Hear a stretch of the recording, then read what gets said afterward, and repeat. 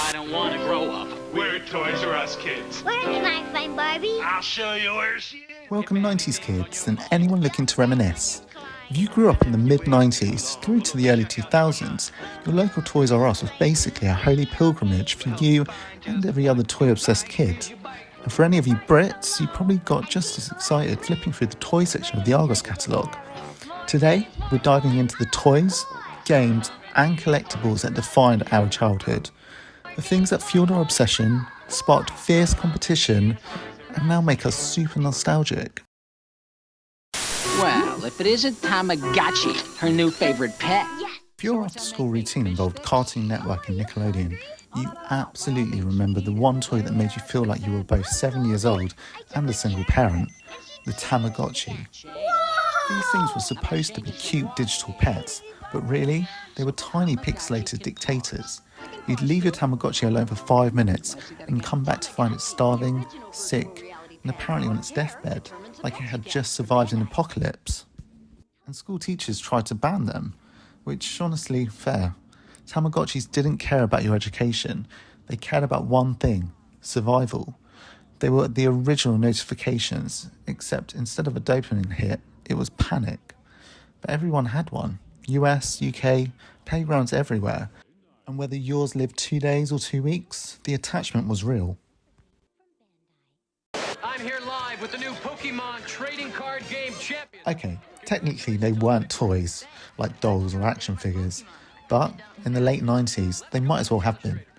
Well, actually, they were an economy, and every school playground became the New York Stock Exchange, except we were all 9 years old and wildly unqualified.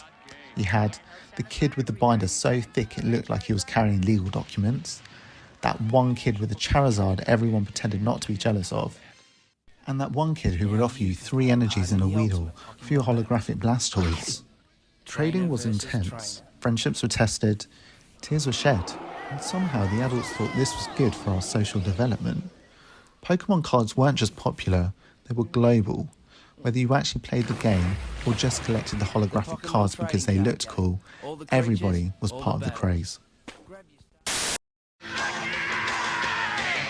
Pogs were basically cardboard coins featuring random designs that made no sense, and yet, for about 1 solid year, the entire world lost their minds over them. If you didn't live through it, the whole thing sounds fake. You stacked cardboard circles, hit them with heavier cardboard, and hoped it would flip over. That's it. That was the whole game. But in the 90s, that was peak entertainment. And if you had a metal slammer, the thick shiny ones, you might as well have been royalty. Pogs came and went faster than any trend ever, but trust me, if you were alive from 95 to 97, you definitely remember your entire school being obsessed. Help! We've been robbed! Stop! Stop, evildoers! Introducing Stretch Armstrong was that one toy that felt like science went a bit too far. He was a buff, blonde man filled with some kind of mysterious goo that let you stretch him across the room like pizza dough. Everyone did the same experiment. How far will this thing go before it snaps? And the answer was usually far enough to terrify your parents. Stretch Armstrong wasn't gendered, wasn't niche, he was just fun. He was weird, he was slightly unsettling, he was also indestructible, unless you were a truly chaotic child. He wasn't a regional thing either. Every kid seemed to know someone who had one, even if theirs looked like it had survived 5 separate natural disasters. What's that? It's my Furby. Furby, that small, fluffy gremlin that pretended to be cute, but secretly wanted your soul. If you had one, you'll remember, they never shut up. Furbies would wake up in the middle of the night and start talking like they were communicating with the underworld. Sometimes they'd speak in Furbish, which was basically cursed baby talk. But everyone wanted one. They were impossible to get during Christmas. Parents were fighting in aisles, and every household had that one Furby that was possessed in some way. To this day, no one truly knows how they worked, and honestly, I'm not sure we want to know.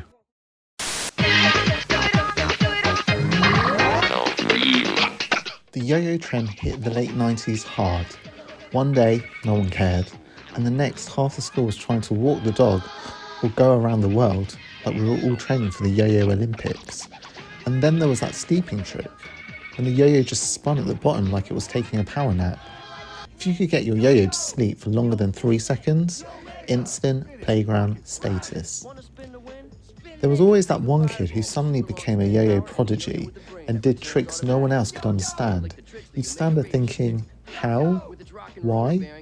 Who trained you? The yo-yo was cheap, portable, and universal. You didn't need batteries, you didn't need instructions, you just needed gravity and a little ego. Every kid in the late 90s had a scooter, or desperately wanted one. The Razor scooter was shiny, light, fast, and guaranteed to destroy your ankles at least twice a week. You'd be gliding down the pavement or the sidewalk, thinking you looked like the coolest kid alive, and then whack. The scooter deck would swing around and remind you of your mortality. Urban kids, suburban kids, US and UK, everyone was outside on these things after school.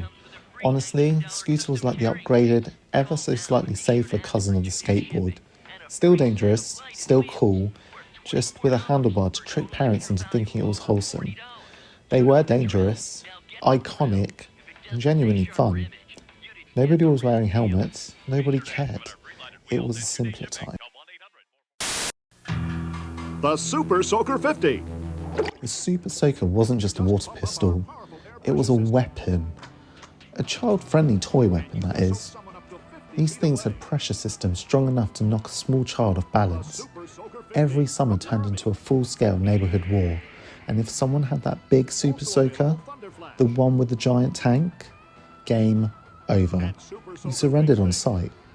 Super Soakers was one of the few toys that united every kid across the world. Boys, girls, from New York to London, everyone wanted one. Your mum hated them, your friends loved them, and your summer memories aren't complete without them. Before online gaming, battle passes, and microtransactions existed, we had the consoles that started it all. The PlayStation 1, the Nintendo 64, and the almighty Game Boy. The PS1 was basically a grey box of magic. You'd blow on the discs, pray they'd load, and then spend hours playing blocky characters who looked like they were made of folded paper. It did not matter though. It felt revolutionary. Then you had the N64, the console that made friendship both beautiful and dangerous. GoldenEye, Mario Kart, Smash Bros. If you played these, you've definitely yelled at your friends, cried, or thrown a controller at least once. And the Game Boy? The original mobile device. A handful of AA batteries away from changing your whole day. Did we all play Tetris like our lives depended on it? Yeah. Did we pretend the green screen wasn't hideous? Also, yeah. These consoles weren't just electronics. They were whole technology movements. Look at you. You the man. Bop It was the one toy in the 90s that felt less like a game and more like a verbal assault. It didn't matter if you were alone or with friends. Bop It would scream commands at you like a drill sergeant who had completely lost the plot.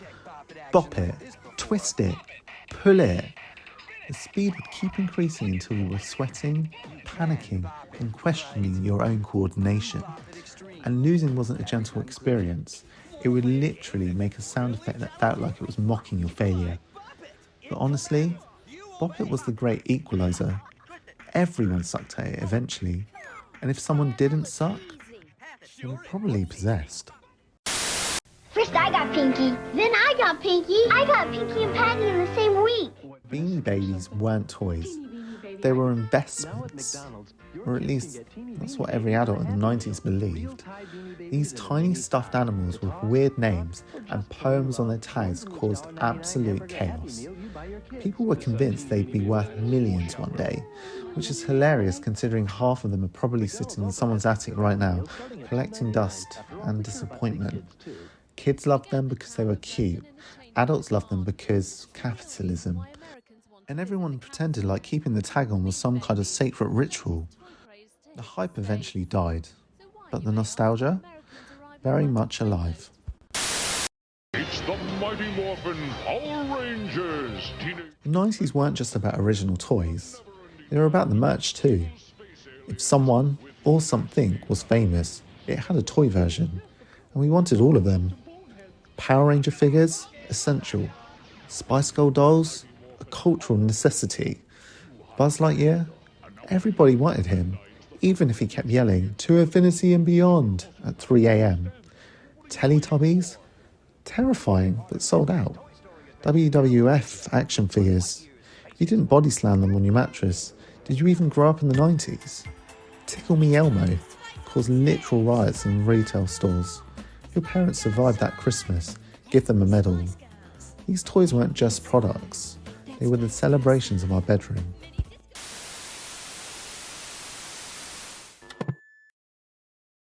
Not every toy or board game was born in the 90s, but the 90s kids made them iconic. Hasbro, Mattel, these companies basically raised us. You had Mousetrap, the game no one actually played, we just built the contraption. Operation, the game that taught us we would never be surgeons. G.I. Joe, Action Man's American cousin, forever locked in hero mode. Polly Pocket, tiny worlds, tiny dolls, tiny parts you absolutely lost immediately. My Little Pony, bright colours, rainbow hair, peak serotonin. Guess Who? The original profiling game. Transformers, toys that made you feel stupid because you couldn't figure out how to fold them back. Barbie, royalty, forever and always. Scalextrics, the racing game where the cars always flew off the track. Twister, the ultimate test of flexibility and dignity. Cranium, the ultimate we're a family that tries too hard game. Hungry Hippos, chaos in plastic form. Monopoly, the game that destroyed more families than anything else on this list. These things weren't new, but the 90s gave them a full rebrand. New colours, new ads, new hype. They became part of our childhood DNA. So, those were the games, toys, and gadgets that defined childhood before everything went digital. The playthings that kept us occupied, kept us entertained, and occasionally kept us traumatized. If you grew up with any of these, congratulations, you survived the 90s. And honestly, it was glorious. Oh, just before we end the video, I'm curious, what fun gizmos did you grow up with? Which ones did you collect, destroy, or secretly wish you still had under your bed?